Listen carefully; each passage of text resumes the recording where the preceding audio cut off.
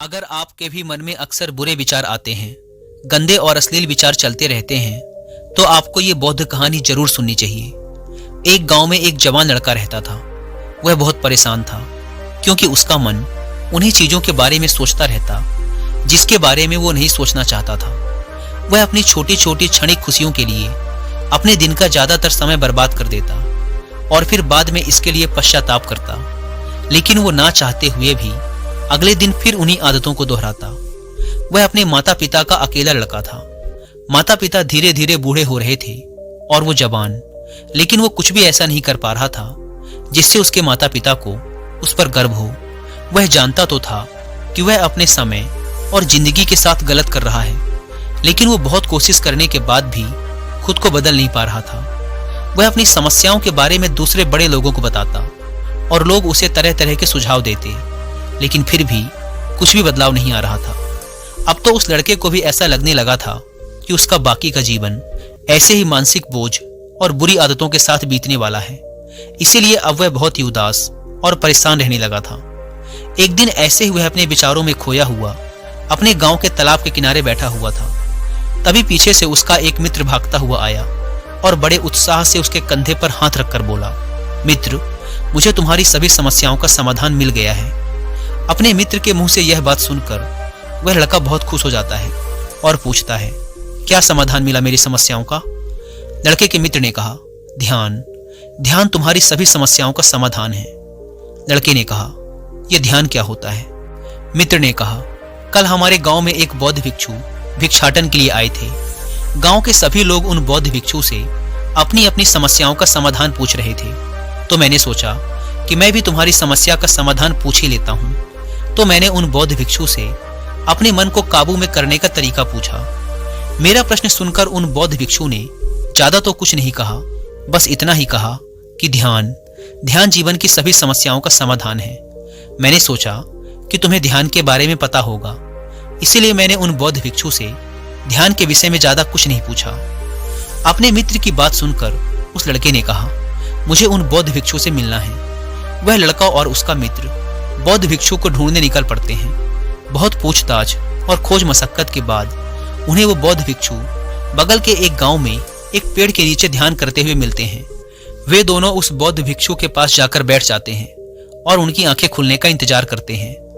थोड़ी देर बाद जब बौद्ध भिक्षु अपनी आंखें खोलते हैं तो वो उन्हें प्रणाम करते हैं और कहते हैं, आपने ये तो बता दिया कि ध्यान जीवन की सभी समस्याओं का समाधान है, लेकिन आपने ये नहीं बताया कि ध्यान है क्या। बौद्ध भिक्षु ने कहा, ध्यान क्या है इसको मैं शब्दों में समझा पाऊं इतनी मुझ में सामर्थ्य नहीं, लेकिन अब क्योंकि तुम लोगों ने प्रश्न किया है तो मुझे कुछ ना कुछ तो बताना ही पड़ेगा।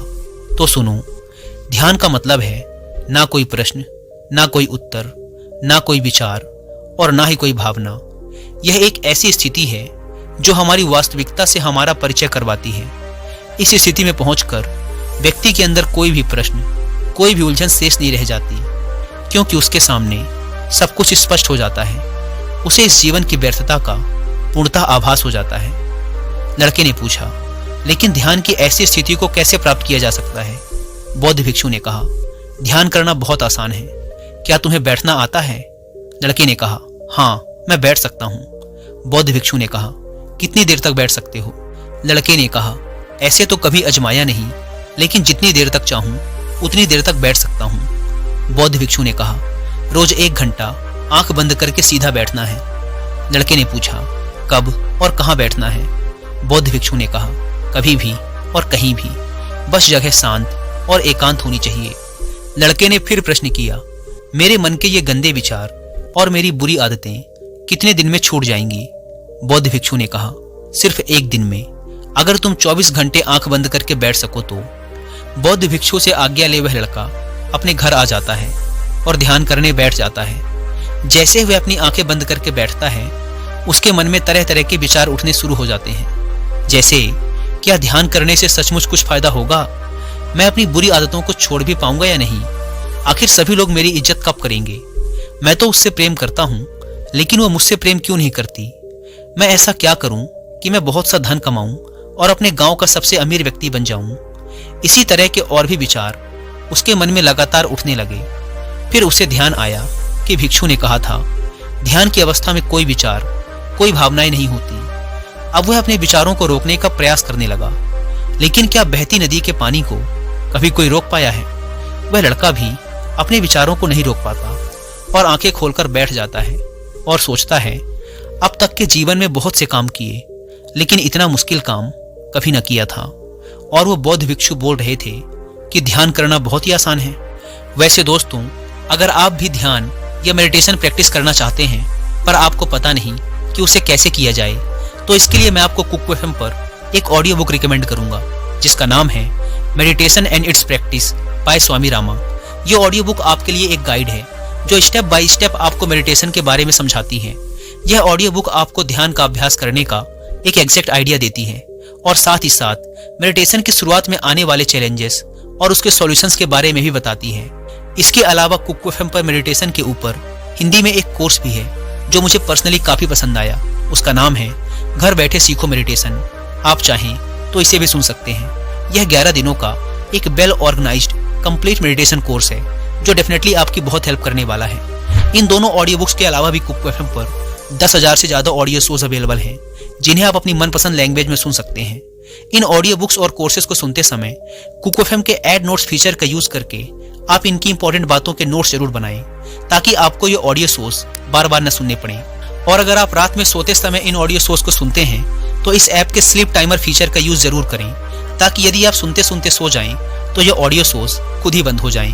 इस प्लेटफॉर्म का मंथली सब्सक्रिप्शन पड़ता है 99 रुपीज का, लेकिन अगर आप यूज करते हैं कूपन कोड WI50 तो आपको इसके फर्स्ट मंथ के सब्सक्रिप्शन पर मिलेगा 50% का डिस्काउंट, यानी ये आपको पड़ेगा 99 की बजाय सिर्फ 49 रुपीज का।